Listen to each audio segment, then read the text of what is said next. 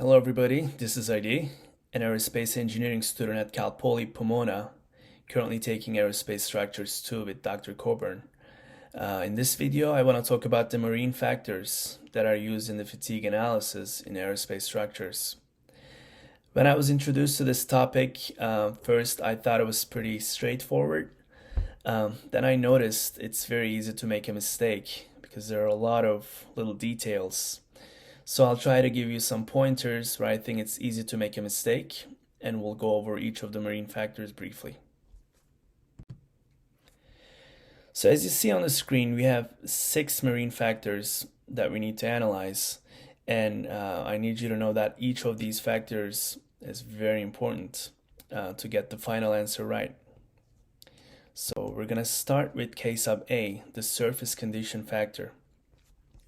Here we are given an equation for K sub A, and we're given a table for the A and B values.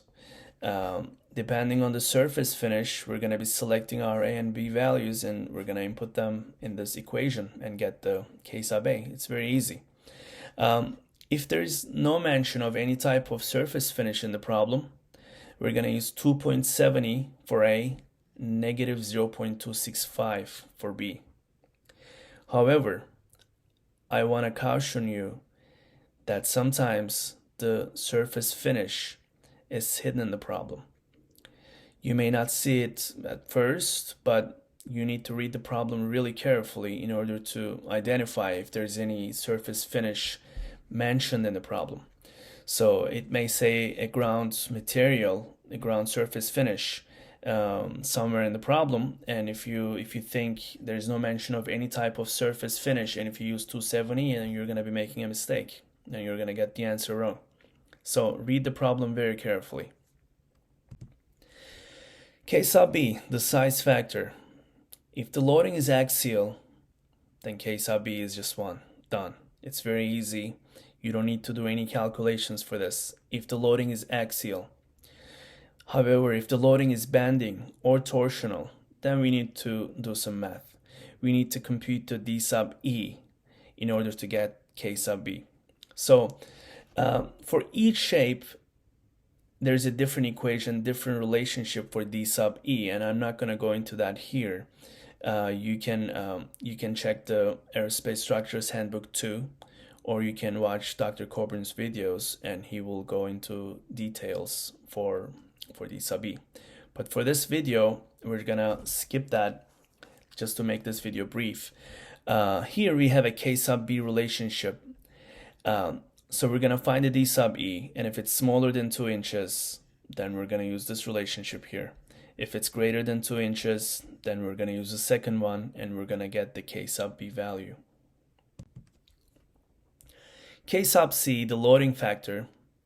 This is also very easy, in my opinion. It's very easy to. It's very difficult to mess up. If it's for bending, it's just 1. If it's for axial loading, it's 0.85. If it's for torsion, 0.59. Type of the loading will be given in the problem, and whatever it is, you're just gonna select one of these values and input them. K sub D, the temperature factor. So for this one, if you're given a graph where you can identify what the R sub T percentage is, then you're just gonna take that and put it in this equation and get the K sub D. However, there's no graph, and if in the problem, if it says the material is in the room temperature, then K sub D is just 1.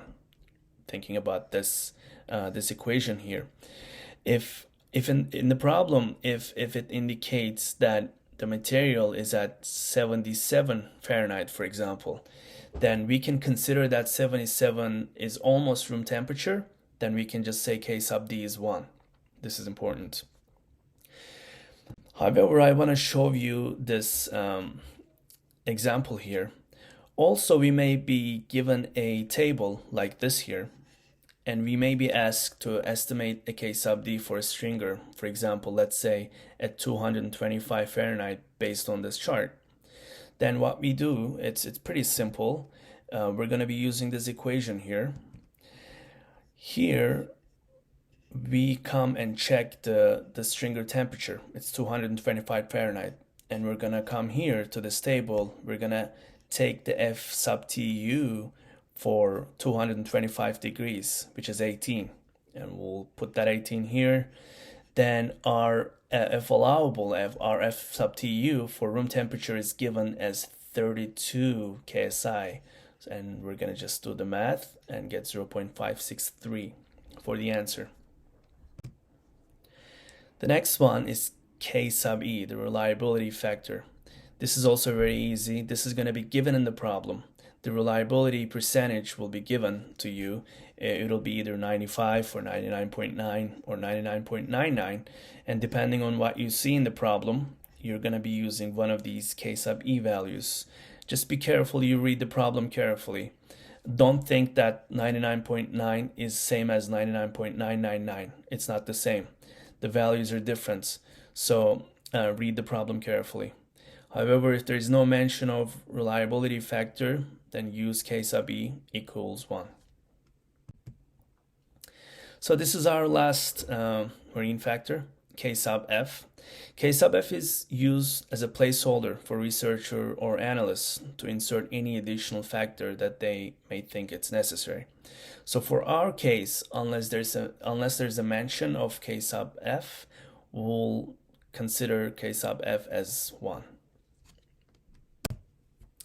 That's all, guys. I hope you enjoyed it. Thanks for watching.